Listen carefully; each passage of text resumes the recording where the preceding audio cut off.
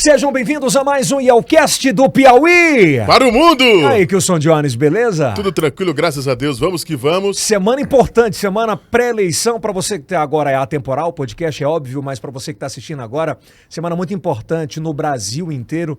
E a Eleições. E a gente dá a possibilidade de conhecer mais candidatos, de escutar mais histórias, para que você possa decidir o seu voto. Mas antes, eu já quero te pedir aqui para você ativar o sininho, dar o like, se inscrever no canal, é muito importante. Muita gente assiste ao conteúdo, mas não se inscreve no canal, tá bom? Lembrando que nós estamos em todas as plataformas de áudio e também em todas as plataformas. Aliás, estamos no TikTok com 80 milhões de views, chegando aos 300 mil seguidores no TikTok, Kawaii também. Então vai lá, procura Yelcast no Google e a gente tá lá, tá bom? Kilson, você tá muito elegante, cara. Tudo tranquilo, graças a Deus. Você tá vendo aí, Heron, veste o homem atual. É, cara, cada vez tá mais vendo? elegante lá. E tem camisa Com pra certeza. todos os gostos e todos os tamanhos, tá? Também. Então você vai lá em uma das lojas Noroeste, sempre tem a marca esperando por você, tá? Olha, e agradecer aos nossos patrocinadores que nos ajudam. Lembrando que todos os nossos patrocinadores estão aqui nos telões atrás e aparecendo em QR Code. Se você quiser nos dar essa moral e consumir todos esses produtos, por gentileza, estas são as nossas marcas parceiras que vão aparecer durante todo o podcast aqui. E hoje, Kilson, Sim. nós temos o prazer de receber ele, que é natural de Picos, no Piauí, Picos, né? Ele é empresário, é ex-prefeito de Itainópolis. Terra boa, hein? Foi suplente de deputado federal, mas chegou a assumir efetivamente o mandato, né? Onde atuou em comissões importantes, como a de Constituição e Justiça e de Orçamento. Agora é candidato a deputado federal. O nome dele é José de Andrade Maia Filho, mais conhecido como Mainha. Uma Mainha. salva de palmas! Seja bem-vindo. Seja bem-vindo, doutor Mainha! Opa, obrigado, Edson. Obrigado aí, o Kilson Jones. Receba esse caminhão de energia positiva aí para sua campanha, para esse bate-papo. Acho que é bacana esse tipo de bate-papo, porque a gente conhece um pouco mais, sai do quadradinho ali. Perfeito. Das entrevistas convencionais, né? Isso. É um ano decisivo, um ano de polarização no Brasil inteiro, a gente vai tratar sobre isso. Mas antes eu queria entender quem é o Mainha de verdade, né? Da onde é? Você é filho de quem? Minha mãe é cearense. Ela saiu lá do interior do Ceará para ir ser professora lá na cidade de Itainópolis, que lá não tinha professora na época, e ela foi para lá de Vaze Alegre, é a terra dos contrastes. E Seu pai? Meu pai é lá de Picos, de Itainópolis, e a gente tem essa origem lá no sertão, onde o sertão é mais seco. Então a gente começou realmente... A minha vida é do interior. Eu gosto muito e ainda tenho muita afetividade com o interior. Sempre interior ali. A tua família sempre tem uma origem assim, né? Era de empresário, o que era? Não, meu pai, lá na época tinha uma cultura do algodão, né, que depois teve uma praia que acabou, bicudo, né? Até Luiz Gonzaga foi lá 2 vezes, cantava uma música em homenagem aos produtores de algodão. E meu pai, ele comprava ali o algodão e revendia. E minha mãe, professora, hoje professora do estado aposentada. Então, minha mãe eram 10 irmãos, tá? Foram criados na roça. Não sei É o mais como é que novo, naquele Maia, tempo. Não, assim, meu pai tem 16 filhos, meu pai, né? Mas 16? Tem, mas com minha mãe são 10. É a força São do sertão, né? São 4? São 4, Oi?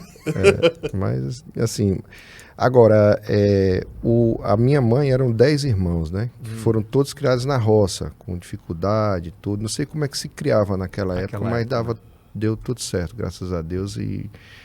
E assim, a nossa história veio de lá, começou de lá, do interior, e a gente foi vencendo Essas memórias barreira. afetivas que você tem ainda naquela época, teus pais, eles cobravam muita questão de estudo, mesmo que não tivesse na época, tua mãe foi para lá para ser professora, mas era uma coisa que era uma pauta permanente na casa? Minha mãe, ela, assim, dos irmãos do meu pai, ele foi o único que não estudou. Ele dizia que tinha alma. Ele foi estudar em Oeiras, né? O pessoal ia estudar em Oeiras lá. Porque lá atrás, Picos, ele saiu de Jaicós. Então, a cidade maior que tinha lá na região era Oeiras, né? Que era a capital, e meu pai ia estudar lá, mas disse que tinha alma. E meus outros irmãos conseguiram se graduar. Um foi advogado, outro médico, minha tia fez filosofia, mas o meu pai ficou lá na labuta do comércio ajudando o meu avô. E eu, desde muito novo, que eu tenho essa vocação por política. Então, é uma coisa que eu já, de mim, desde assim, bem jovem, que eu já, menino, eu já tinha essa... Tipo assim, um episódio que você lembra assim? Que marcou, né? Que já foi falando, diga, primeiro eu fui candidato a prefeito com 20 anos, né? novo pra caramba, né? Eu fui conversar com o prefeito mais novo do Brasil na época para saber como é que as pessoas recebiam isso. E na época eu tive alguma dificuldade, porque hoje os conceitos mudam.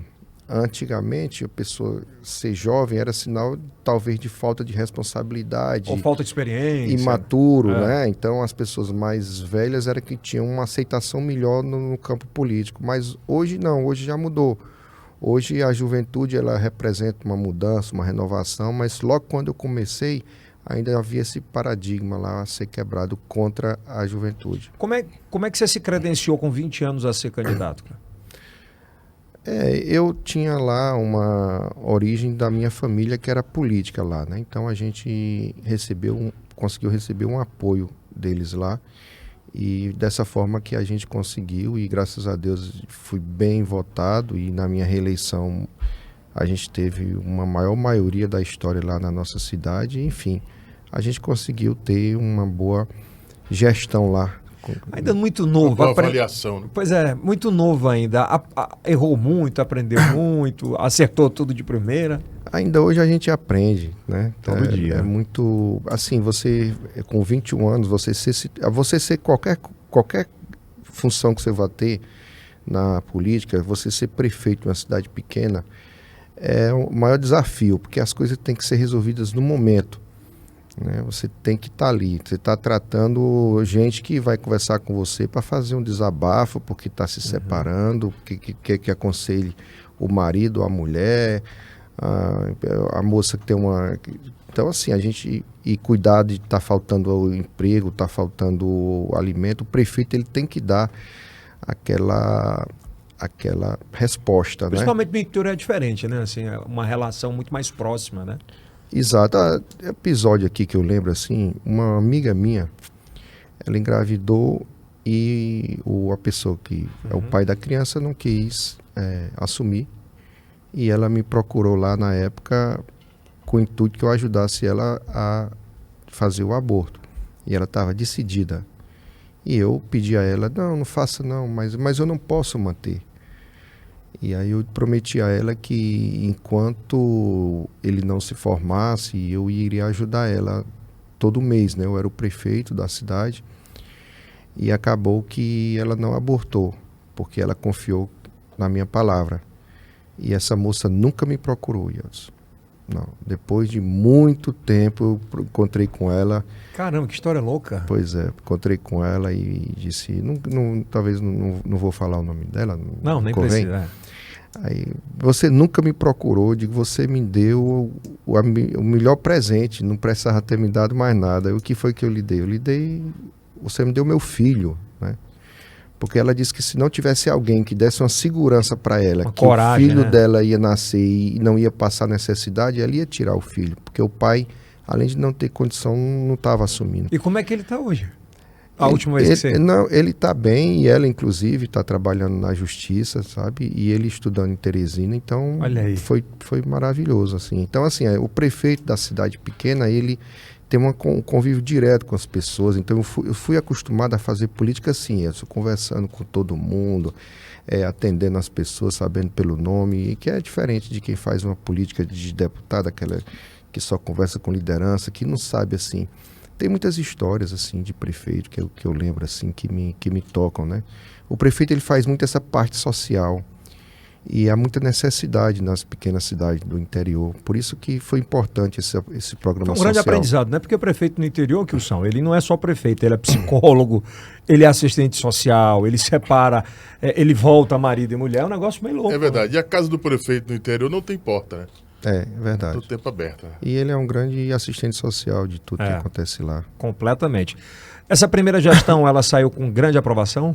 Sim, a gente fez muita... Na época não tinha esses programas de eletrificação rural, então assim, ainda existia flagelo de pobreza, sabe? As pessoas não tinham banheiro, não tinha muita condição de higiene, e a gente investiu muito nisso, né? Na questão de água, de infraestrutura, de eletrificação rural, de melhoria habitacional, fizemos lá a educação. Os professores não ganhavam salário, não existia ainda o Fundef. Depois foi criado o Fundef, depois o Fundeb. E uma coisa que a gente destaca lá é que eu fiz um concurso público. E o meu concurso público foi um concurso sério, né? A gente sabe que existe muitos problemas nos concursos dos municípios.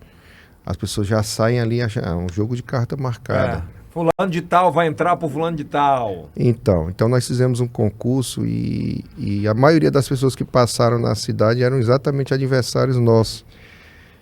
E depois eu fui pensar o porquê, né?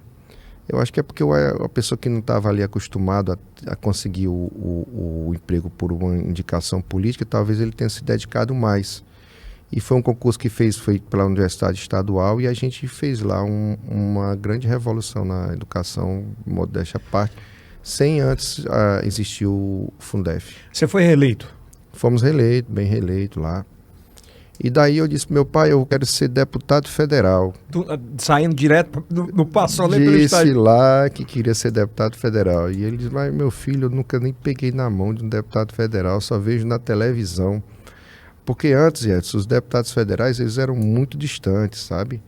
Ainda hoje alguns são, mas o deputado, ele não andava, né? Ele não conversava com as pessoas.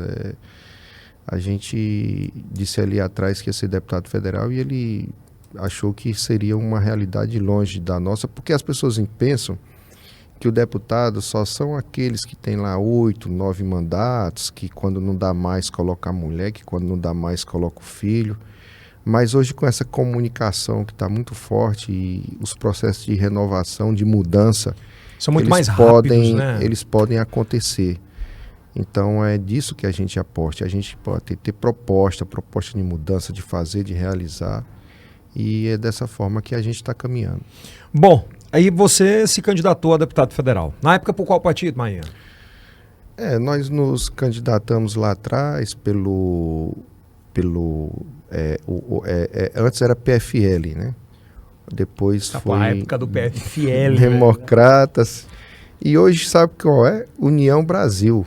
Né? O PFL hoje é o União Brasil, que fez uma fusão lá com o partido do Bolsonaro, União Brasil. E a gente se candidatou lá atrás. Foi um processo muito... professor Iveltman, foi teu tio lá de lá de Parnaíba, né, que eu quero destacar, que é um cidadão, um camarada que conhece bem a educação, foi um dos incentivadores nossos nessa nossa primeira eleição. Foi, o professor Iveltman foi um camarada que, inclusive, tinha até uma moça de Tainópolis que era aluna dele lá na universidade. Aí a pessoa dizia, você é de Tainópolis, terra de Frank Aguiar. Ele dizia, não, é terra do Frank Aguiar e também a terra do Mainha, né? Então, ele falava? Falava, foi um camarada que nos estimulou lá no começo, lá atrás. Então, uma das mentes mais brilhantes que eu já vi. Com certeza. É um camarada que não está mais no meio de nós. Mas assim, a gente sempre teve uma coisa curiosa. Assim, na primeira eleição eu tive 72 mil votos. É muito voto, O Alberto Silva entrou com 40. É muito voto. Depois nós tivemos 90, né? E o Jesus do Detran entrou com 61. Na última eleição nós tivemos 61, o Atila entrou com 54.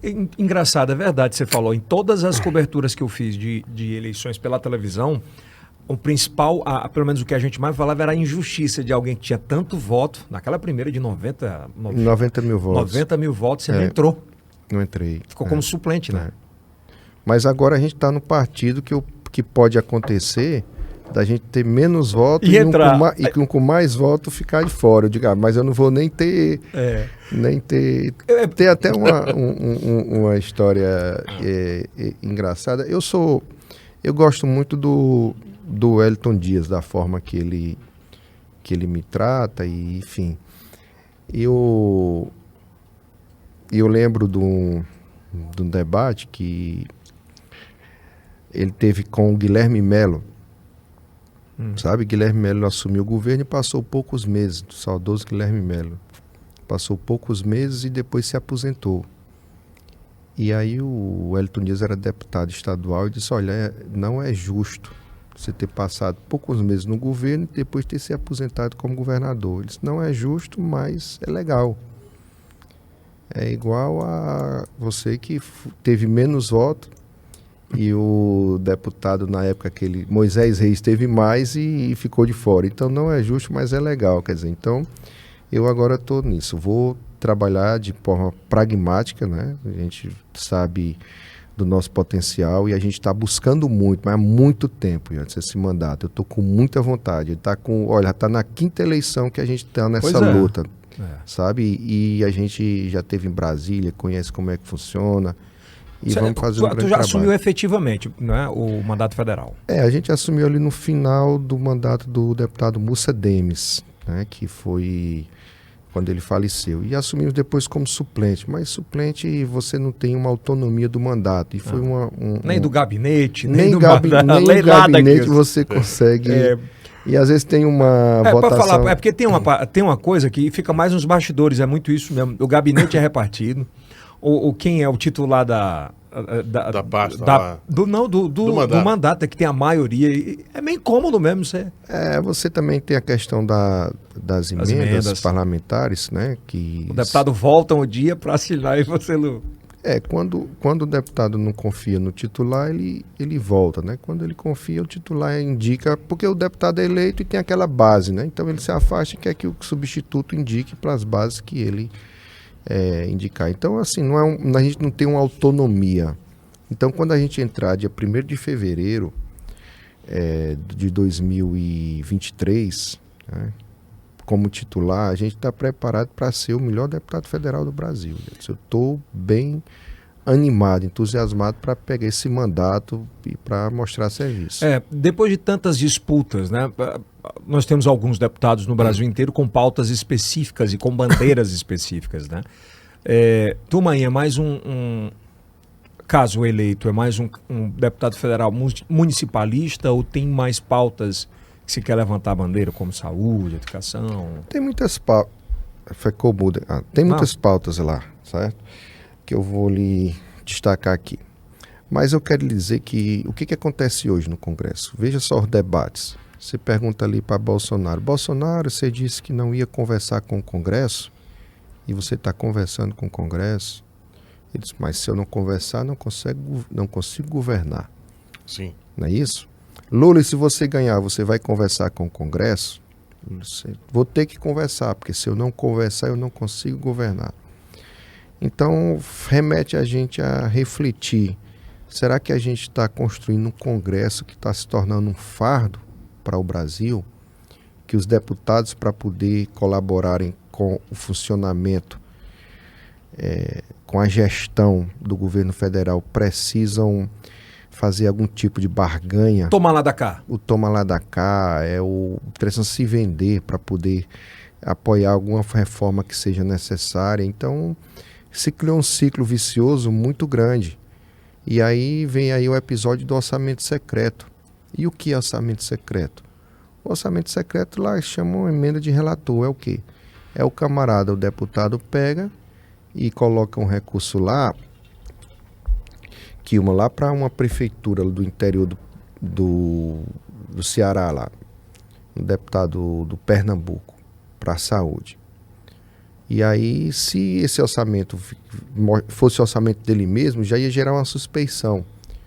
Então, todo esse arranjo de orçamento secreto, geralmente, tem uma jiriquita pelo meio. Não tem nem como ver, né? Não, você sabe que o recurso foi para aquele determinado local, mas não sabe quem foi que colocou, certo? Porque se você veja só, por exemplo, um deputado do Piauí colocar um recurso para a saúde de uma cidade do interior do Maranhão, então isso aí já vai gerar uma suspeita. E pode nesse orçamento secreto? Pode, você tá lá o orçamento do ministério, você pode botar para qualquer lugar, brincar, você coloca para um rodeio lá no interior de São Paulo, coloca para... E ninguém sabe quantos quem foi milhões que colocou. Por deputado? O orçamento ele é para os deputados que apoiam o governo, né? Então tem deputado que recebe até 60 milhões por ano de orçamento secreto, e isso a negociação que o governo tem que se render, que é o toma lá da cá chamado. Então isso é um tipo de construção de entendimento político que isso é danoso, muito danoso para o Brasil. Eu estava conversando com o reitor do Instituto Federal, que tem 20 no Piauí, que lá eles dão aula ensino médio, ensino técnico, até ensino superior, e que não tem orçamento. E ele me reclamava que os parlamentares não estão lutando nem defendendo orçamentos para os institutos federais, para as universidades federais. Então há uma deficiência de orçamento para a educação nessas áreas, sabe? Educação técnica. Você não tem mais no Brasil os cursos técnicos rápidos, né? Tecnólogo. Exato. Eu tenho conversado muito com quem vem aqui e tenho batido muito nessa tecla, porque tudo mudou. Você falou que 2000 naquela época que você entrou era um negócio, agora já é outro. E a gente tem as novas profissões, né? É o cara que é o produtor de conteúdo digital, que muitas vezes ele explode, mas morre ali porque não teve consultoria, não tem estudo sobre isso, de como fazer o pós. A parte de tecnologia, ela evoluiu muito. Por exemplo, tu pretende de alguma forma focar também nessa parte técnica de poder ajudar essa meninada que está na periferia, que muitas vezes não tem oportunidade? E Elsa, deixa eu te falar uma coisa. Eu votei contra a redução da maioridade penal. E daí eu sofri fortes críticas na época. Mas o que é a minha reflexão? Você vê um jovem, um adolescente, quando ele está ali na formação dele, se ele não tiver uma esperança de que vai ter um emprego, de que tem um esporte, de que vai ter um futuro, se ele não tiver uma esperança e ele vê o colega dele ali com tênis novo, ali já de moto, ele acaba se influenciando por más companhias e o crime e as facções criminosas capturando ele. Depois que ele está lá, você não consegue mais tirar um jovem desse caminho mais. Ah, mas manda prender. Quando prende, que solta, ele sai pior do que entrou. Então, a gente tem que combater a violência. Eu fui o deputado, na época que eu estive lá, que mais defendia a polícia militar. Não tem um deputado, nem militar, nem que defendeu a polícia militar e a polícia civil mais do que eu. Através da PEC 300, do piso nacional que a gente defendia. Mas a gente sabe que para combater a violência, existem outras ações, é família, é educação, é emprego, é esporte. Então a gente advoga a volta do segundo tempo. A gente tem que cuidar da nossa juventude, porque a gente não pode perder a nossa juventude para droga, não pode perder essa juventude. Você continua com o mesmo pensamento, Maia? Continuo com o mesmo pensamento. De não reduzir a maioridade penal? Não, eu continuo com o pensamento da gente poder fazer um investimento com essa juventude. Não é só dizer assim, não, tem que ter, a solução é essa, é isso? A solução é essa, eu tenho esse pensamento sim. Não, veja só, o Brasil é um país que tem uma das maiores populações carcerárias do mundo e é violento, então assim... E o cara entra e sai pior do que entrou, porque a faculdade é lá dentro, né? É lá dentro, então a gente tem que cuidar da juventude para ele não entrar no mundo do crime, tá? E depois que efetivar... Agora é claro que a polícia repressiva tem que ter, né? As pessoas têm que ter medo da justiça. Inclusive eu sou a favor de uma lei mais dura, de uma lei que não afrouxe muito, porque se a pessoa tiver um acesso a uma advocacia VIP, ele acaba postergando o processo e acaba Por exemplo, uma coisa ele que vai ser preso. Acredito eu que a legislação não tenha evoluído, Kilson, com o crime, que chegou agora o Pix, né? Tem as quadrilhas do Pix. Estelionato no Brasil é quase nada. Não tem lei mais forte para deixar estelionato muito tempo, o estelionatário na cadeia. Paga uma fiança e vai embora. Vai embora. Isso tem crescido muito e a legislação não acompanhou. A legislação brasileira precisa ser bem ajustada nessa questão da lei penal e processualista penal. Você falou um caso que realmente o estelionatário, ele não era uma pessoa vista, mas hoje é o maior crime que tem. As pessoas ligam para você de dentro da penitenciária, de todas as formas. É crime, né, Kilson, de menor potencial ofensivo, que o cara não está com a arma na mão. Isso. Leva muita grana. Eu já vi golpes de 100, 120, 140 mil reais de OLX assim. cara pagou ali a fiança, foi embora e acabou. E não tem legislação, o cara fica vendo navios. É uma pauta interessante Uma pauta interessante que você foi levantada para inibir esse tipo de... Tem que fazer. Eu acho que é uma das principais pautas para quem assumir um mandato de deputado federal, de cuidar disso, sabe assim. Tem uma legislação que mudou ali, pontual, mas é muito rápido. Isso tudo muda muito rápido a tecnologia. Né? É um negócio assim fora da curva, é bem surreal. Ô Marinha, ainda quando você foi lá para deputado federal, o que você destacaria assim, a maior experiência que você teve, que você conseguiu mudar a realidade de algumas pessoas, ou de algumas comunidades, através do teu trabalho lá? A gente passou um pouco tempo lá, né? Uhum. Então ficou muita coisa a ser feita lá. Essa questão, por exemplo, que eu falei da PEC 300, que é o piso nacional dos policiais. Os policiais. Eu me lembro que você foi um puta do defensor disso aí. Tem vídeos na internet e tal. Isso daí seria realmente um bom, porque você não pode defender.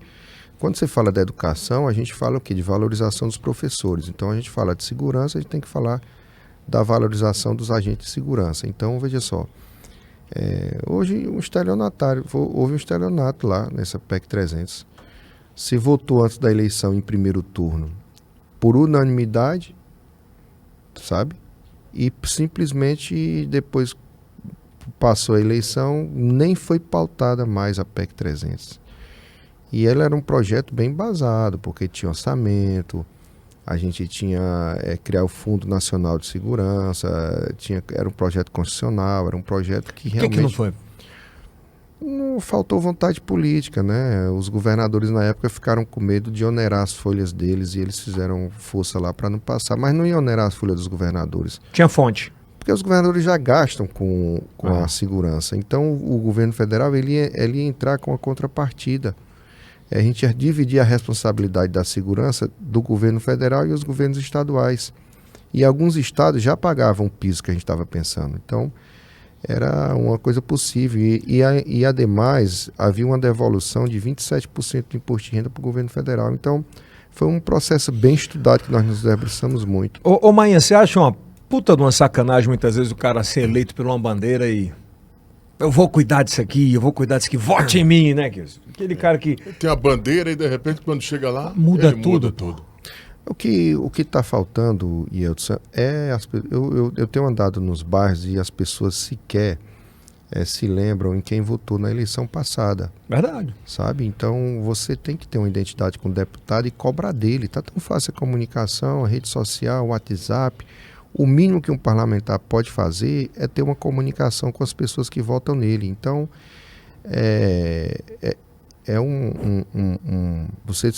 se eu entro lá, vou defender o Instituto Federal. Eu tenho um projeto lá para poder colocar a bomba de insulina no SUS. Eu tenho um projeto lá para essas pessoas que estão no mundo da droga lá, viciados, que precisam de atendimento de saúde. Então eu tenho um projeto lá para conseguir recurso para poder criar as clínicas de recuperação dessas pessoas drogadas no serviço público, porque as pessoas ficam nas ruas. Então, assim, as coisas que a gente defende e que eu venho defendendo onde eu tenho andado. Se a gente chega lá e não defende e entra nesses esquemas antigos que tem lá, é claro Quais são esses esquemas que tem lá? Eu falei aqui do orçamento secreto. Fora outros, né? Fora outros. Então, assim, é um sistema que já está viciado. Ô, Marinha, você foi... Rezar na cartilha. Você foi convidado em 2021 para participar do governo Bolsonaro? Fui convidado porque eu era do Partido Liberal. Do PL. O PL aqui no Piauí era aliado do tinha presidente Fábio Xavier. Exato. E eu tenho um bom relacionamento em Brasília com o líder do partido, do PL, né, que é o Hélito Roberto. E tinha também com o presidente. Uhum. E como eu estava sem mandato, o partido teve uma indicação lá de secretário nacional de infraestrutura turística. Né? Quer dizer, todas as ações do Brasil relacionadas a turismo, ações de construção, de infraestrutura, é através dessa secretaria. Tem R$1 bilhão de orçamento por ano. 1 bi? Porra. É toda a obra. Faz um aeroporto, faz uma estrada, tudo. Tem um orçamento do turismo, é por lá. Então, fui convidado e E até conversei com o ministro, né? Mas a proposta do ministro, quando ele conversou comigo, ele disse: você vai assumir aqui e nós vamos eleger Bolsonaro.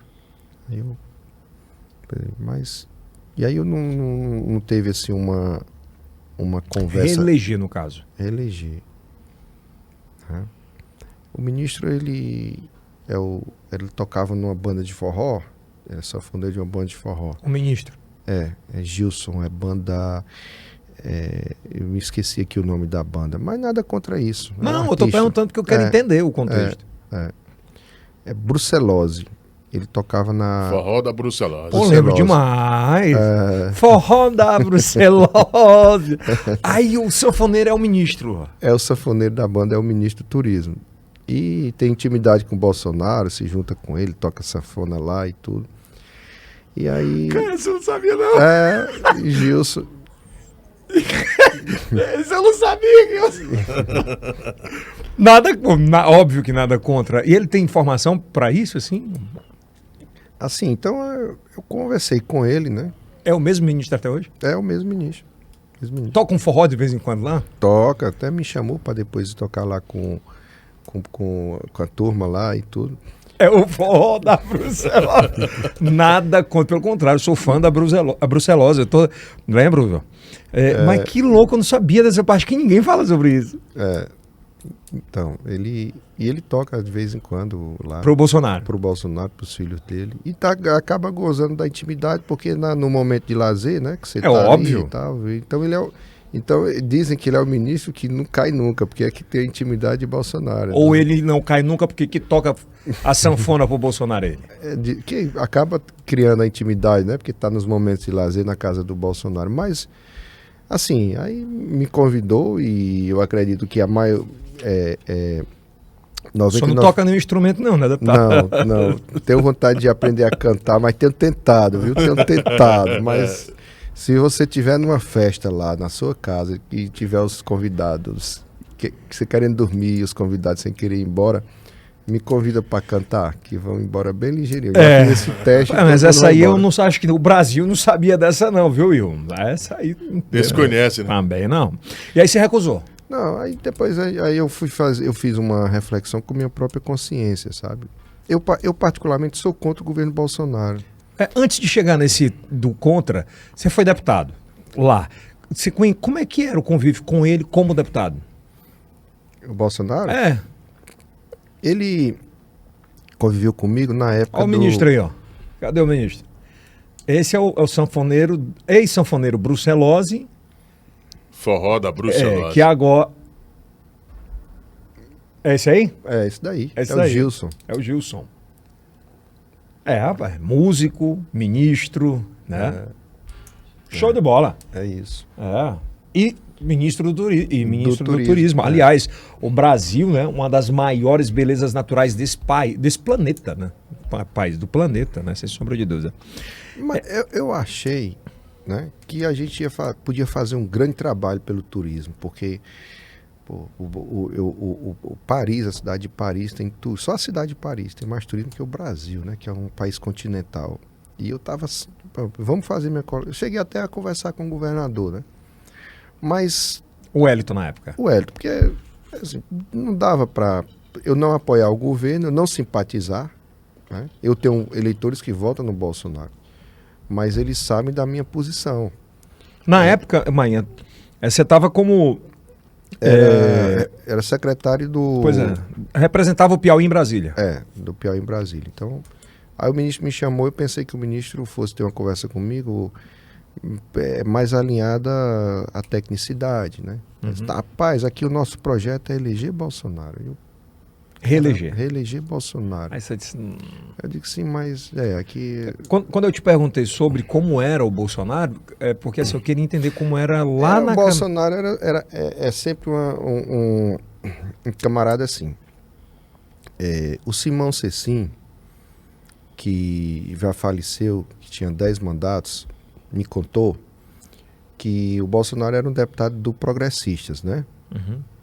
E ele era um deputado que, assim, o partido tem lá uma decisão de votar a favor de alguma matéria. Aí o líder orienta, ó, vamos o partido que eu tive do PFL, ele é muito bom, liderado pelo ACM Neto, porque ele fazia uma reunião ali, dizia pra gente, explicava a matéria e tudo, a gente interagia, discutia, podia até mudar a opinião do líder, sabe? Mas geralmente o líder traz uma opinião. Aí o Simão Cecim era incumbido de conversar com o Bolsonaro, porque ele era o único que conversava com o Bolsonaro. E aí Bolsonaro fechava lá. Não, Simão, pois... Aí o Bolsonaro tinha a esposa dele que trabalhava lá na liderança do Progressistas, né? Uhum. Na época, hoje a esposa dele era funcionária lá, tinha um cargo de gratificação mais alto lá. Aí o Simão dizia, mas Bolsonaro, faça um gesto aí, acompanhe o partido pelo menos uma vez, o partido é tão generoso com Ela você. tinha um cargo lá. Ela trabalhava lá, ela era assessora lá do Progressistas, sabe? Aí eu, não, tá bom, eu vou votar. Aí à noite ele dizia que ia votar, o Simão comunicava a bancada, tudo certo, o partido fechou, tudo certo. Quando era no outro dia, o Bolsonaro parece que virava a lua, não só votava contra, como também expunha os colegas que votavam a favor, não sei o quê.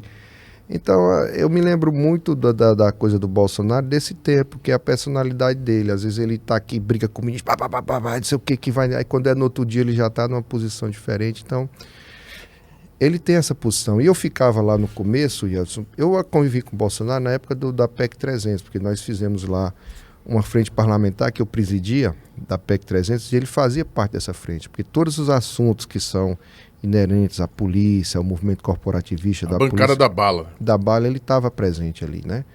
E ele fazia parte, eu convivia com ele. Mas aí o que é que eu chamava a atenção do Bolsonaro? Eu ficava ali no fundo, geralmente, eu gostava de ficar no fundo, e ali na Câmara ficava ali um microfone na frente do governo, do lado, e da oposição do outro, né? Geralmente o PSDB, que eram os maiores partidos, ficavam do lado, o PMDB... o PT fica do outro, né? O PSDB aqui com o Democratas e o PT aqui. Com o MDB. Com o MDB. Geralmente. Com o MDB. Quando eu era lá a oposição, a gente só faz ajudar o MDB. Depois eu te conto por quê. O MDB tem muita gente boa. Aí tem gente ruim? Todo partido tem ruim. Não, porque o MDB ficou aquela fama de estar em todo governo, né? Pois é. Mas tem pessoas históricas, né? Ulisses Guimarães, né? Eu gosto todo partido muito, tem. Né? Eu gosto muito do Marcelo Castro, por exemplo. Mas aí é o seguinte, aí o Bolsonaro de vez em quando ia lá pra frente e não tinha jeito. Quando começava ali a confusão, aí que eu olhava lá de trás, já é Bolsonaro de novo que tá brigando. Que ele ia pras vias de fato lá com... Porrada mesmo? Aí tinha que ter a turma do deixa pra lá, né? Já era, naquela época era assim. Mas que a lei que ele era, hoje ele tá muito contido, né? Tá polido hoje. Tá polido. Eu vi um episódio lá dele com o Brizola Neto, né? E a pessoa tirando ali o Brizola Neto, que o Brizola Neto querendo ir pra cima dele. E aí o pessoal tirando, rapaz, não vá pra cima desse doido não, isso é um doido. Ele não tem nem o que perder. Ele era tido como doido mesmo lá dentro? Assim, brigão, confusão. Aí ele é um doido, não tem o que perder. Aí como a vida né? Eu fiquei pensando, e depois o Brizola Neto nem foi reeleito, né? E o cara presidente? E o cara foi reeleito com 400 mil votos na época. E começou ali um processo que deu certo, né? Houve a desmobilização da política e ele... Essa tua identificação ainda... Quer fazer logo alguma, Kilson? Sim, pode ser. A gente vive hoje, e principalmente agora no governo Bolsonaro, e nos últimos tempos a gente tem vivido, e mudaram até a nomenclatura para insegurança alimentar. Quase 40 milhões de brasileiros hoje estão passando fome. Quando o senhor chegar na Câmara Federal com outro pensamento, o que é possível fazer, Marinha? Infelizmente, o que acontece? Não adianta a gente aumentar o valor da bolsa ou do benefício, ou manter o benefício, se a gente não tiver uma política de contenção dos preços. O gás está caro, a carne está cara. Então, a economia realmente tem que melhorar, as pessoas realmente estão passando fome. Então, há um trabalho de poder você desonerar a questão tributária da cesta básica. E realmente essa questão social ela tem que ser forte, mas ao mesmo tempo, porque antes você ia com R$100 no mercadinho e saía com alguma coisa. Hoje não sai mais, sabe? Sai com quase nada. Sai com quase nada. Então, realmente é uma situação que eu que recebo muitas solicitações, e pela primeira vez, as pessoas estão me pedindo cestas básicas. As pessoas me pedem cestas básicas. Mas pede muito, lá na porta da TV, né, Kilson? Pois é, mas isso não era eu não recebia tanta solicitação de cesta básica porque as pessoas estão realmente sem ter o básico, sabe? Sem ter o que comer, né? Sem ter o que comer. Então, é uma pauta importante para ser debatida. É uma pauta né? importantíssima. Essa questão da a pessoa passar fome é um negócio muito... O Brasil, você falou, e é óbvio que é um país continental, né? Gigantesco. Lá atrás, quando se tinha o Bolsa Família, era dar esmola para pobre para beber cachaça. Não era assim que falavam? A oposição, principalmente, hoje tem o Auxílio Brasil, que é para ajudar para não passar fome. Qual é o teu posicionamento sobre isso? Tem que continuar? Olha, a gente tem que olhar o Piauí olhando a nossa formação histórica e econômica.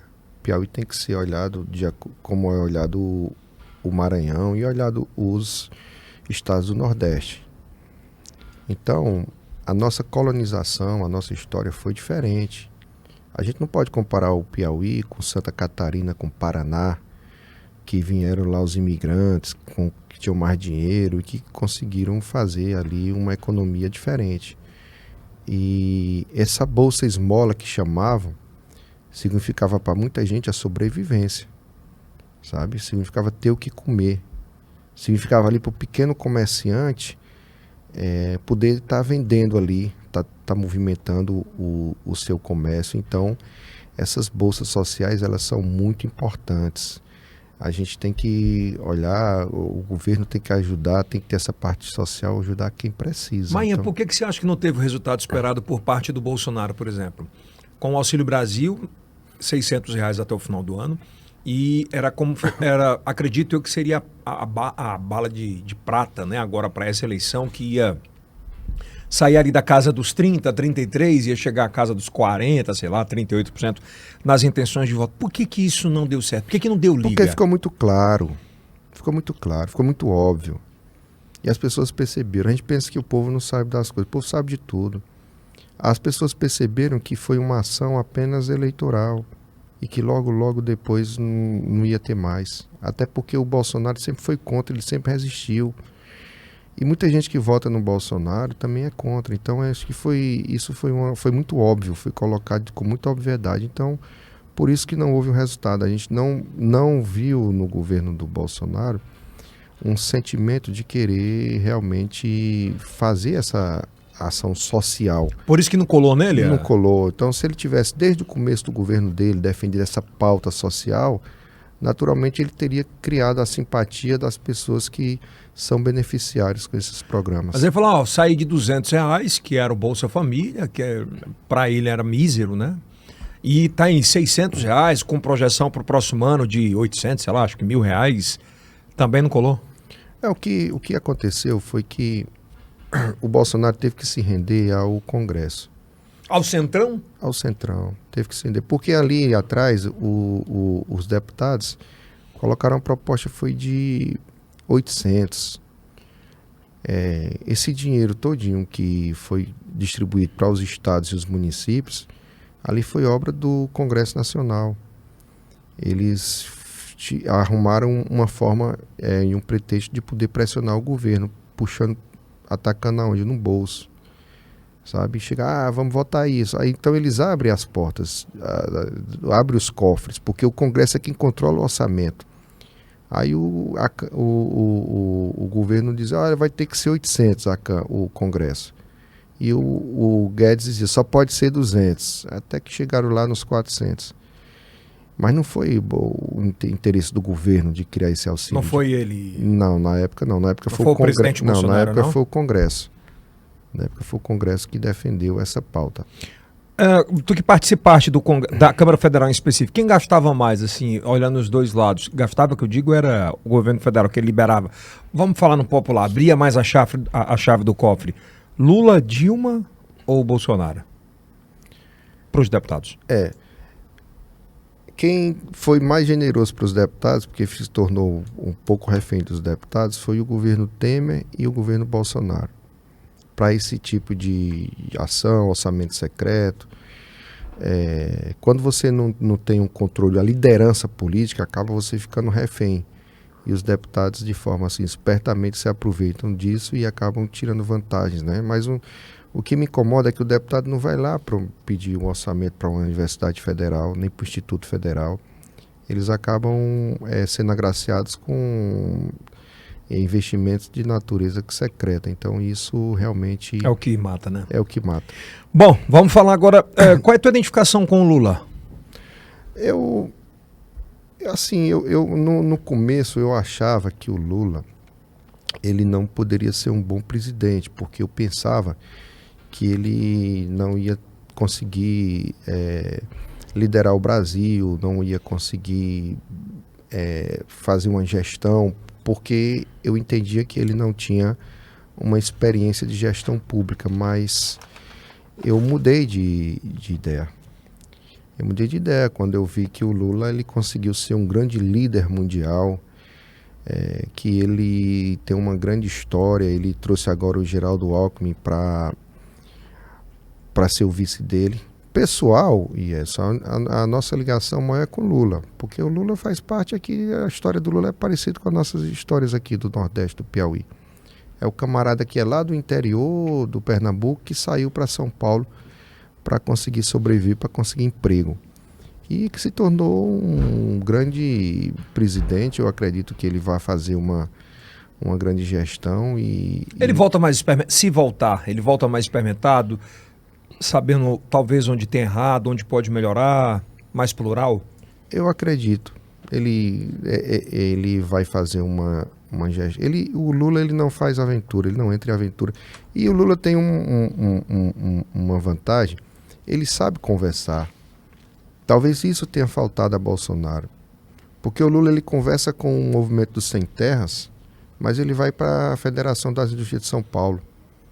Então ele anda e ele consegue comunicar com o empresário, com o industrial, com o sem terra, com o sindicato. Então ele tem uma capacidade de comunicação. E o que o Brasil está precisando agora é de ter essa unificação, é de agregar de pessoas que... Essa visão preconceituosa, essa visão de dividir o Brasil, todo mundo é igual. A gente não tem o camarada que vota no PT ou que vota no Bolsonaro, nós todos somos brasileiros, todos somos irmãos, filhos de Deus. Então tem que agregar, tem que acabar com esse tipo de divisão. Então você vota no Lula? Eu voto no Lula, de forma já decidida, consciente. E acha que quem leva essa eleição que está se aproximando agora domingo, né? Não há dúvida. As pesquisas já demonstram que Lula manteve, consolidou a liderança dele, está em 45%, e o Bolsonaro tem os 30% dele, e a gente está em dúvida se vai ter primeiro ou segundo turno, mas eu ainda acredito que a eleição vai ser definida no primeiro turno. Esse papo de que, por exemplo, o Bolsonaro falou, né? Olha, eu tenho 60% dos votos, o Datapovo diz isso, e se der alguma coisa errada, a culpa é do STF. A questão que as pessoas não entendem é que o Bolsonaro tem 30% dos eleitores, e os eleitores do Bolsonaro, eles são entusiasmados. Então vamos lá, 30% de Teresina é 240 mil pessoas, né? Salvo engano.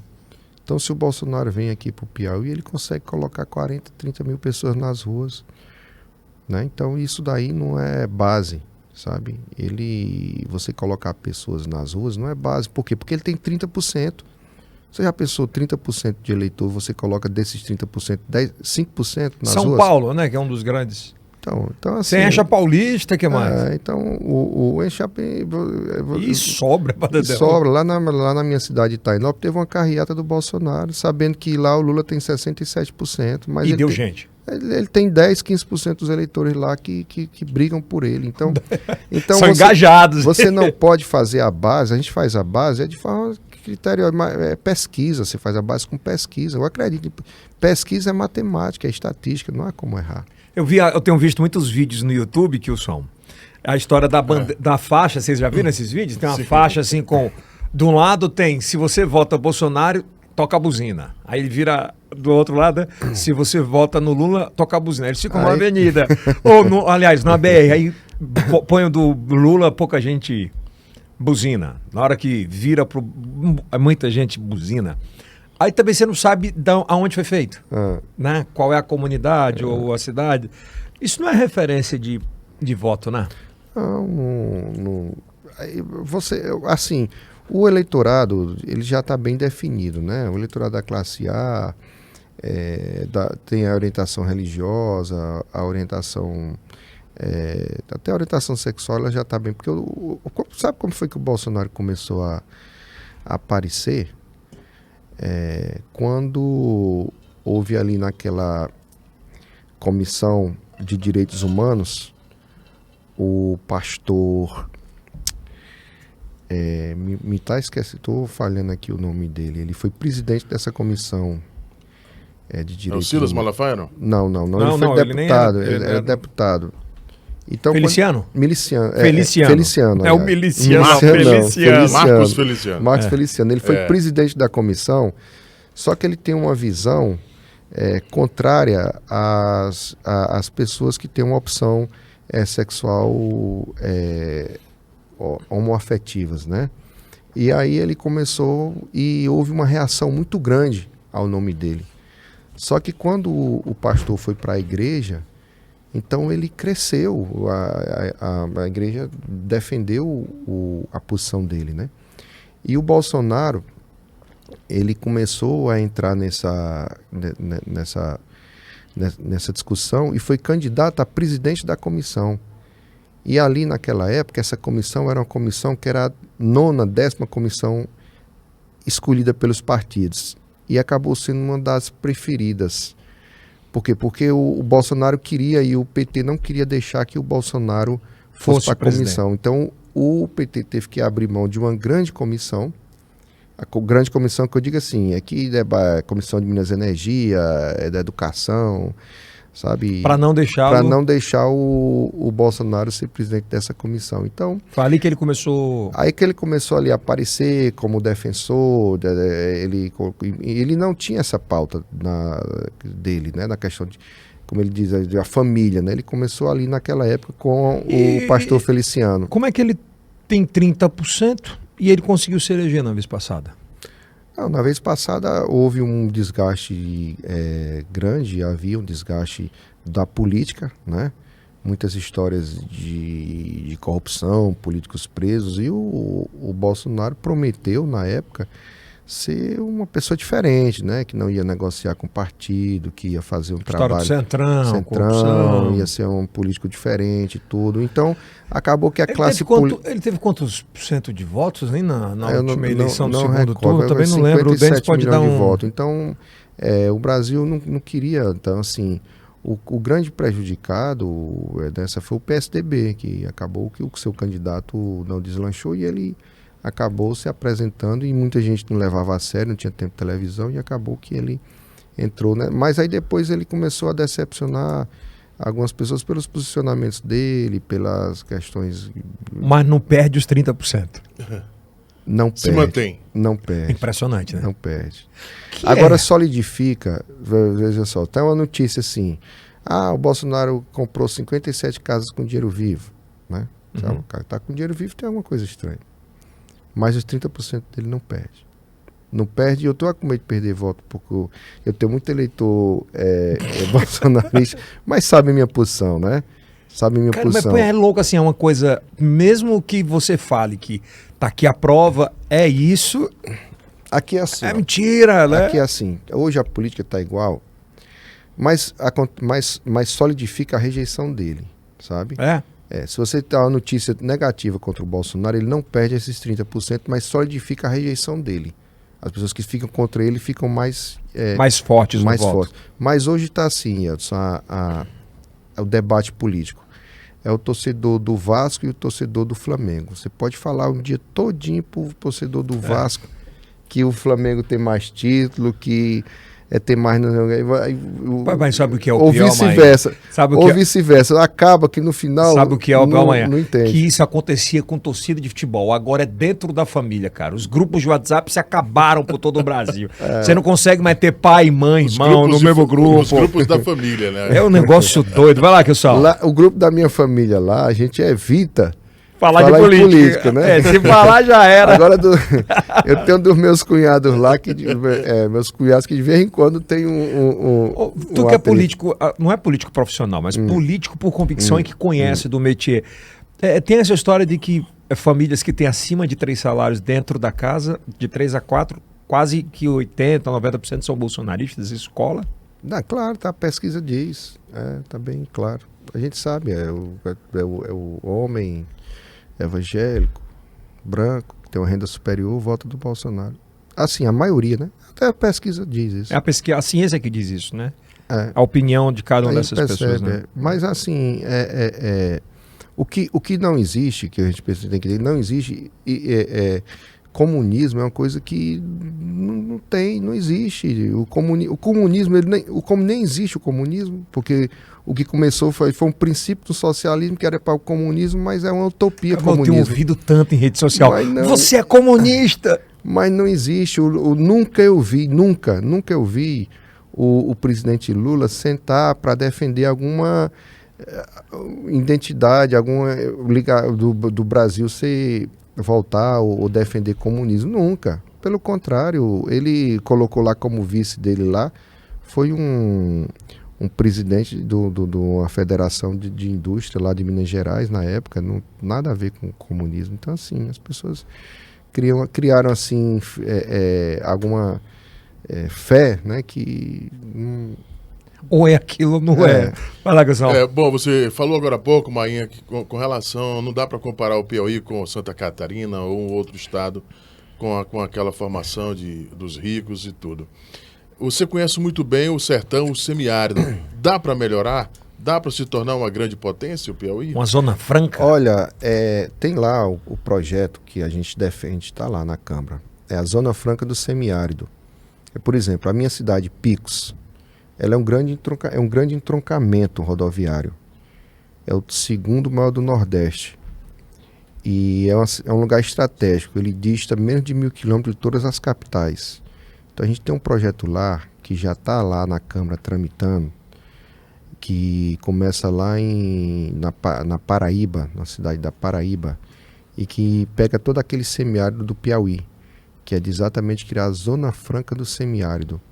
Por quê? Porque, olha, o que acontece? Por que tem desigualdade? Porque a gente tem que procurar investir na desigualdade. O Nordeste ele tem 24% da população e tem 50% da população mais pobre e população mais analfabeta. O Nordeste sempre foi ali, não foi colocado como uma prioridade. Então você cria uma zona franca que as indústrias se instalem lá e você tira essa juventude que está lá em São Paulo procurando emprego, sabe? Que tem muita gente que está precisando de emprego. Que vivendo quase que miseravelmente, né?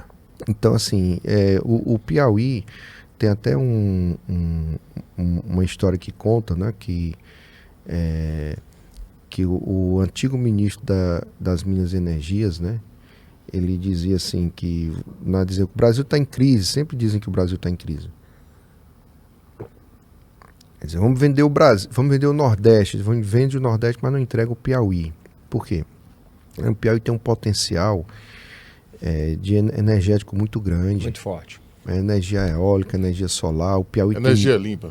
O Piauí tem uma área para agricultura enorme. Eu tive lá em Bom Jesus, conversei lá com os agricultores, né? É a última divisa agrícola, né? Do Brasil. O Brasil tem um potencial turístico, o Piauí, aliás. O nosso semiárido ele tem muito potencial. Mas essa Zona também. Franca seria um divisor de águas, inclusive para a comunidade? Essa Zona Franca ela é muito importante. Aí o governo teria que abrir mão um pouco do seu orçamento. E isso é que é o difícil. Mas, bom, você tira o orçamento de secreto, você está ali pagando o benefício. Mas se o camarada está lá com emprego numa indústria, ele não vai estar recebendo o benefício. Então, eu acho que aí tem que acabar, tem que melhorar o Piauí. E ele não consegue, nem o Piauí, nem o Maranhão, nem o estado do Nordeste, se não tiver uma política de governo assim. Já melhorou muito, sabe? Do que foi antes, que tinha um flagelo de fome, que tinha sede. Perfeito. E hoje já foi muita obra de infraestrutura feita, mas ainda há muita necessidade. Ô Mainha, por ter vindo de Picos, toda aquela região, já ter sido prefeito lá, deputado federal, tu espera ser o mais votado lá nessa eleição?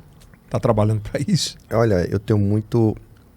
Acho muito bom porque lá na minha cidade foi onde eu cresci. Eu nasci e fui criado em Picos, né? E as pessoas sabem dos meus defeitos e das minhas qualidades. E todas as eleições a gente é o mais sempre bem votado lá. Quando não, sempre foi o mais votado de lá, de Picos e ali da região de Itainópolis, enfim. Então, por quê? Porque quando a gente carrega o nosso mandato, a gente carrega com o compromisso de representar a região e de colocar investimentos para lá. E as pessoas têm essa identidade. Então, Ianson, quando você vê um camarada que chega de fora aqui, todo vendendo muita coisa, porque esse cara não está na terra dele fazendo isso. Então, porque esse cara tem algum problema, né? Então, assim, quando você sai da sua terra, que é onde as pessoas lhe conhecem, e você tem a referência, tem a aceitação onde você foi criado, para mim é muito honroso isso. Então, a gente tem muito orgulho de representar lá a nossa cidade. Tem outras cidades também que a gente tem afinidade. Sim, mas você espera ser o mais votado lá, óbvio. Sim. Então a gente tem essa expectativa e estamos trabalhando nisso. Mainha, você é empresário, o que você pensa, por exemplo, hoje as startups, o mundo empresarial, o empreendimento hoje está muito forte. E essa juventude quer investir cada vez mais. Onde buscar? Quais são os seus projetos, por exemplo, para fomentar tudo isso? A gente tem que começar a retomar a questão das linhas de créditos. Isso foi uma das coisas que o governo Lula fez muito. Então você conseguia crédito com muito mais facilidade, sabe? Então você vai ter que desenvolver o empreendedorismo, mas também aliado a isso tem que desenvolver o crédito. Não adianta.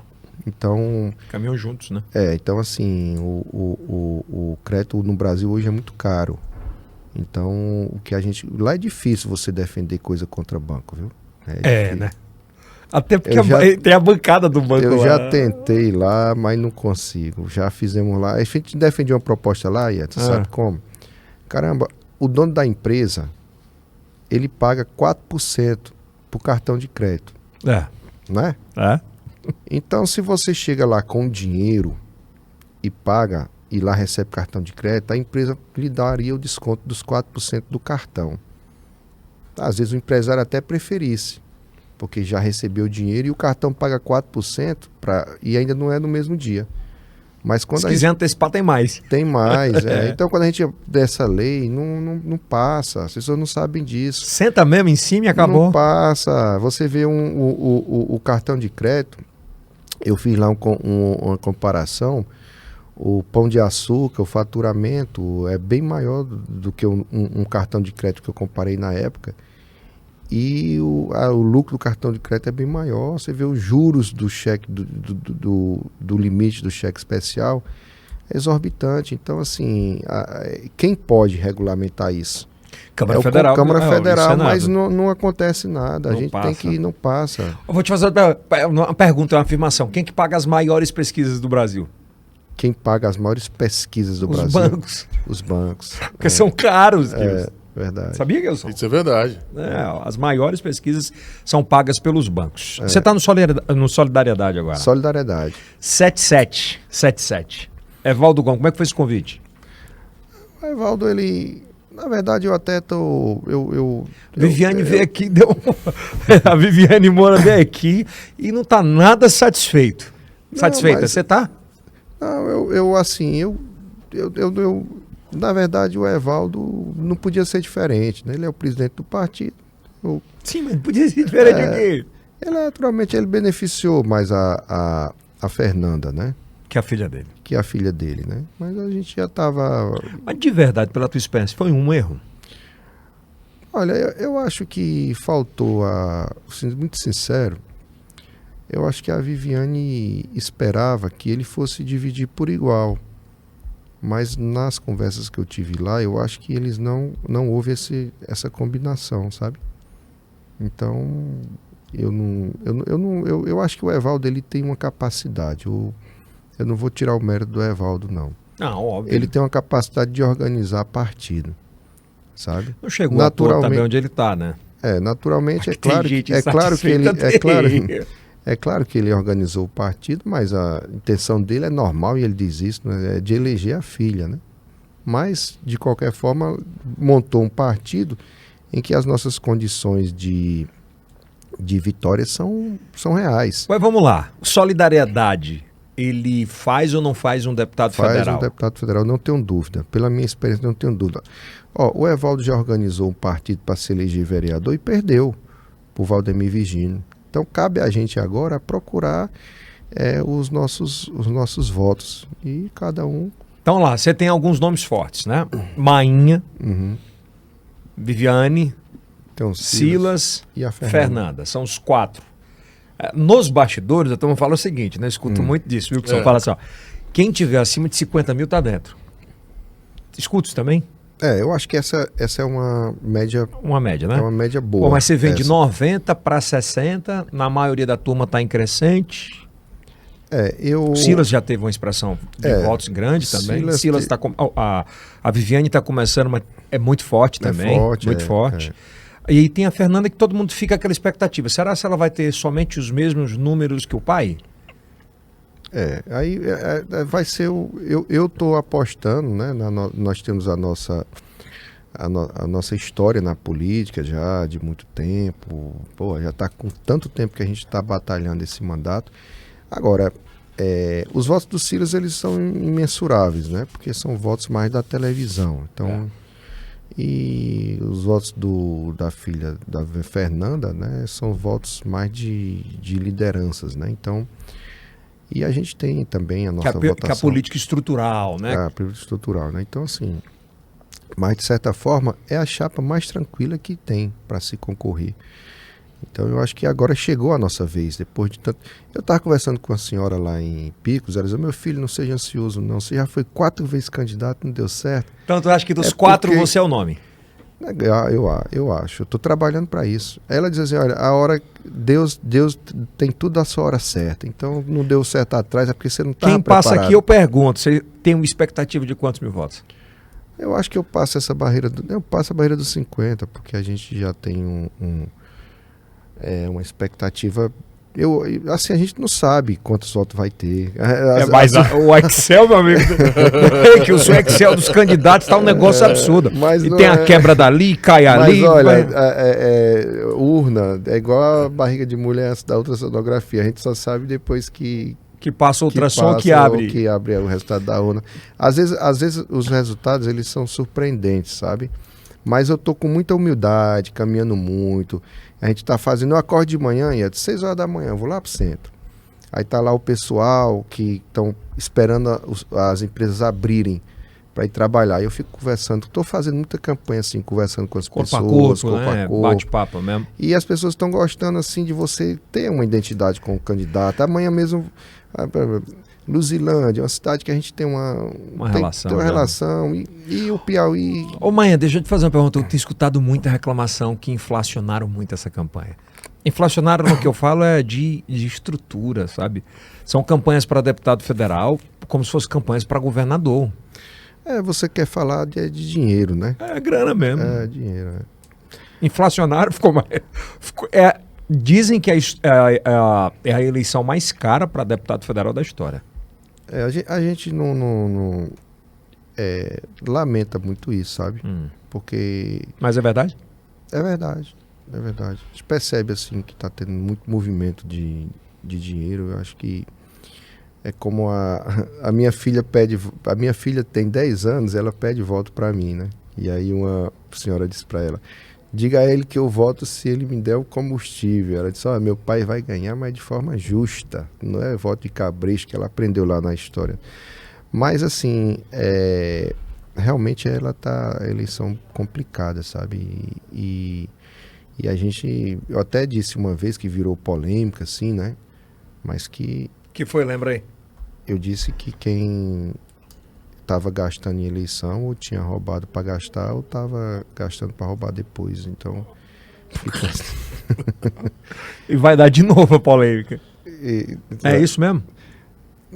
Não tem milagre. Não Os tem... caras estão falando em 8 milhões, 7 milhões na última semana. Não tem. E não tem. De onde que vê esse dinheiro, né? O eleitor deve criar uma consciência de votar em alguém que possa fazer um trabalho lá. Não é aquele que vai dar os R$50 no dia, na noite da eleição ou no dia da eleição. E tem. A gente sabe que tem, né? A gente não 50 não, ouvi falar em 100. Tá vendo? Você já tá inflacionando também. Eu tô querendo. Eu tô falando de fofoca de bastidor, não tem nada oficial, você só escuta. Mas a sua também. campanha é franciscana? Eu nunca gastei muito em eleição, sabe? A gente sempre fez campanha assim, picos, a gente tem muito voto, muita cidade que a gente tem muito voto. E a gente, no dia que minha campanha começar a pesar, assim, que as pessoas começarem a exigir de mim, porque eu quero que as pessoas entendam isso, que a minha vitória não é apenas um projeto pessoal meu, vai ser meu, que vai ser uma vitória minha, mas que também vai representar para eles alguma coisa. Então, assim, se eu tô ganhando que vai ser bom para você, meu irmão, por que eu vou te pagar, entendeu? Só a não ser que eu te pague e também não... E também não faça nada. Não faça nada. Rafael e Silvio. O Elton teve aqui.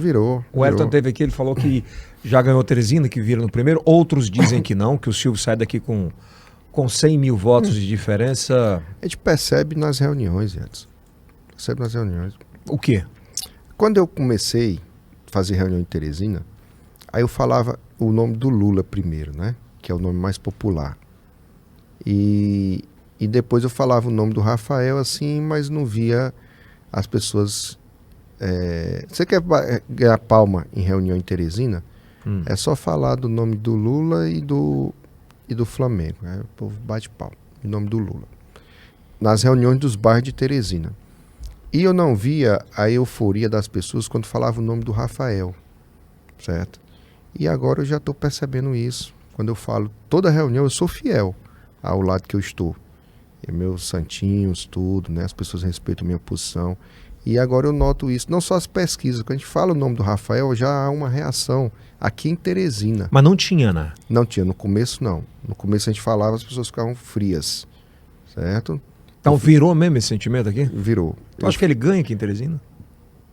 Ele pode ganhar em Teresina, mas se ele perder em Teresina, eu estou lhe falando com muita sinceridade mesmo, tá? Se ele perder em Teresina, será com diferença mínima. Mas eu acredito que ele pode até ganhar em Teresina. Por quê?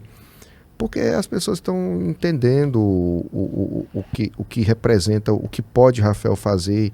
Um jovem, você faz a pesquisa, o Rafael é que representa a mudança. O Rafael é um empreendedor, é um homem articulado, é um grande gestor. E há também a questão do Lula, né? As pessoas entendem que ele lá junto com o Lula vão fazer um grande trabalho aqui no Piauí. E o abraço do Lula é doido no interior, né? Aqui no Piauí, no caso. É tanto que o candidato Silvio está falando o nome de Lula. Ele falou que não. Eu já vi o programa falando, sabe? Dizendo que... Uma pessoa falando assim, eu voto no Lula, mas eu voto no Silvio, né? Igual a Semineto faz na Bahia. Como também. É que ele fala mesmo? Eu voto no Lula eu voto no Lula e voto no Neto. Minha mulher vota no Bolsonaro e vota no Neto. Mas as pessoas entendem que o candidato do Lula é o Rafael. E cada dia que as pessoas vão entendendo isso, ele vai crescendo. Ô, Maia, para fechar, como é que é conciliar isso com família? Assim... Você já falou para sua filha, já falou da sua filha, quando você fala, você acha que eu vejo que... Eu falei para ela, ontem ela tirou uma foto minha dormindo, sabe? Que é a hora que ela me viu. E eu falei, minha filha, quando for depois de domingo, papai vai com você trocar. Ela me chama para trocar figurinha, porque ela tá com o álbum. Da Copa. E eu não tive condição de ir. Então, assim, eu tô doido para passar a eleição para poder ficar um pouco, fazer coisas que a gente gosta mais com a família, porque realmente não dá para... Só tem ela, amanhã? Só tenho ela, não dá para conciliar, né? Eu saio de casa muito cedo e chego muito tarde e o que vai acontecendo? É um momento mágico que você tem na sua vida, é de participar do crescimento do seu filho, né? E quando de repente eu passo o tempo, quando eu olhar, minha filha já está grande e eu não tenho participado da infância dela. E eu só tenho ela. E já dei uma função para ela. Ó, minha filha, já que só tem você não aceita que eu adote outro, você vai ter que me dar aí pelo menos 3 netos para compensar o fato de ter tido só. E pedir voto. E pedir voto. Tá Eu também sou voto pai de demais. uma, né, já está com 14. Eu me pego às vezes nesse mesmo pensamento seu, sabe? E tem dias que... Agora ontem mesmo, não foi, Kilson? Fiz Bom Sim. Dia, fiz Honda, gravei 2. É uma jornada, né? Aí chego lá, 7 horas para tomar banho, ela fala, vamos assistir o filme? Como é que diz não? Né? Como é que diz não, né? Então, mas eu acho bacana, isso é muito bonito. Hoje, cada vez mais, a instituição família, ela é tão fragilizada, ela é tão menos empoderada, vamos dizer assim, porque tem o pai, a família de Instagram, mas tem a família real, né? Eu acho que essa família, você falou muito do sentimento, eu acho que é isso. Te desejo boa sorte, meu irmão, de verdade. Eu não conhecia tão a fundo, mas gostei muito do bate-papo, da ideia, das propostas, muito tranquilo, muito parcimônio, sem vaidade. Chama atenção, né, Kilson? Exatamente, né? Saindo do semiárido, do sertão, Tá, pra cá. rumo a Brasília? Vamos para lá e assim, finalizando, a experiência que eu tive lá são 513 deputados. Se você tirar 463, funciona. Agora, se você tirar 50 que tem lá, não funciona. Porque a Câmara funciona em cima de alguns deputados que trabalham, que estão na frente. É mesmo? Lá quando chega uma votação, você pergunta lá, o deputado, faz uma pesquisa, o que é que você está votando? O CQC fazia isso. E o Tiririca trabalha mesmo lá? Tiririca? O Tiririca não conta uma piada. Eu fico triste com o Tiririca porque ele não conta uma piada. Não vejo o Tiririca fazendo trabalho lá. Desculpa aí estar falando do meu colega, mas ele não conta nenhuma piada pra gente sorrir lá. Ele fica ali sentado, ele senta ali, não vejo ele participando. Nada de projeto? Não vejo. Sério? Não, assim, Ele tem uma pauta tão bonita, que é a pauta artística, né? Ele disse que tem um projeto lá de circo, mas, caramba, você tem que ter muito para trabalhar lá. Você pode relatar projeto, pode ser vice-líder de partido, pode ir para comissão, pode defender na comissão. Ele disse que não era candidato, foi de novo, né? Sabe? Então, assim, eu conheço o regimento interno, eu conheço o orçamento. Você não vai aventurar? Não vou aventurar. Eu conheço a CCJ, eu conheço a constitucionalidade das leis, eu posso ser líder, eu posso ser vice-líder, eu posso ser presidente de comissão. A gente sabe despachar com o ministro, sabe onde é que tem os recursos em cada ministério, conhece os programas, sabe despachar com o presidente, eu posso ser presidente da Câmara, sabe? Então, assim...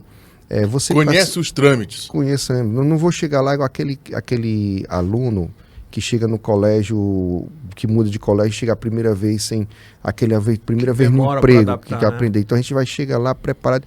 E lá tem um negócio que tem que ter grito, sabe? Tem que ter personalidade e porque senão você é engolido lá. Tem deputados bons e tem que saber defender Que vão pra luta, né? Que vai pra luta, sabe? Eu me lembro ali, o Eduardo Cunha, com todos os problemas que ele teve lá. O Eduardo Cunha, ele na época dos royalties do Rio de Janeiro, ele era um cara que, aguerrido, peguei uns embates com ele lá e eu via que ele sabia. Ele comprava a briga do Estado, comprava a briga do Estado. Então a gente tem que comprar a briga do Piauí, sabe? O problema é que os caras estão querendo comprar a briga do próprio umbigo, pô. Aí eu vejo, por exemplo, parlamentares que, caramba, viu? Tudo bem que eles têm os problemas que a quem não gosta, mas você defender. Você vê ali Antônio Carlos Magalhães ali para Bahia, quando era para falar da Bahia, o velho brigava. Então, assim, a gente quer chegar lá com vontade. E eu não podia encerrar a entrevista sem falar do senador Wellington Dias. Porque muita gente diz assim, mas ele já foi muito tempo governador. Foi. Mas se você for pensar, o Wellington Dias, ele tem um relacionamento em Brasília muito bom. Ele tem muito prestígio. Ele sabe transitar lá bem, ele tem intimidade com Lula, ele vai ser um dos políticos mais importantes do Brasil. Então, o Piauí não pode abrir mão do senador Wellington Dias. Eu conversei um tempo com o líder do PT, quando o Lula não podia ser candidato, e ele estava ventilando o Wellington Dias ser o candidato a presidente. E até ele brincou, disse assim, olha, nós já tivemos um metalúrgico e uma mulher, agora nós vamos eleger um índio. Então... ele é um camarada que chega como protagonista? protagonista. Então ele é uma pessoa O que Lula vai... se elegendo, você acha que, pelo que você escuta nos bastidores, ele é um nome forte no primeiro escalão do... Ele é uma pessoa que vai participar do governo. Ele vai ser um dos conselheiros do governo, isso eu tenho certeza. Mas ele deixa o Senado, caso eleito, pelo que Não, as aí é uma pesquisas mostram, questão o pessoal que dele, o né? pessoal dele, ele pode... Mas eu sei que ele é conselheiro porque ele hoje é conselheiro. Ô, Manhã, Então eu defendo, assim, não só por essa proximidade com o Lula, eu digo pela própria capacidade dele de liderança, pacificador. Então é um cara que está preparado. Então minha chapa está formada. só para fechar aqui, Minha chapa está formada. a amostragem de hoje, Rede Meu Norte, nessa semana, há 5 dias da eleição, traz o governador Wellington, o ex-governador Wellington, com mais do que o dobro das intenções de votos do Joel. Né? Em 5 dias, dá para tirar esse percentual? Não tem. E lhe digo mais, eu confio no o amostragem, ele não vive só de política.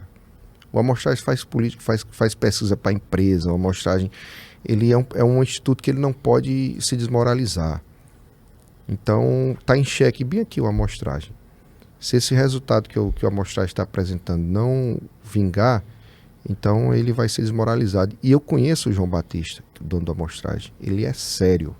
Ele é um cara que faz tudo com tecnicidade. Então, não quero falar dos outros institutos, mas ele é um camarada que, se ele deu o resultado, a gente pode... Batista Teles. João Batista Teles, o Instituto Amostragem, que já está há mais de 20 anos no mercado.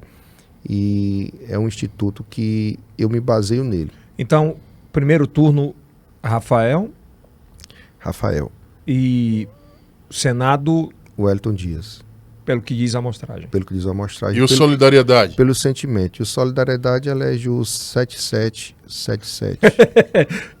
O Evaldo foi bom comigo no número. No orçamento eu também não tenho que reclamar dele, que foi o combinado.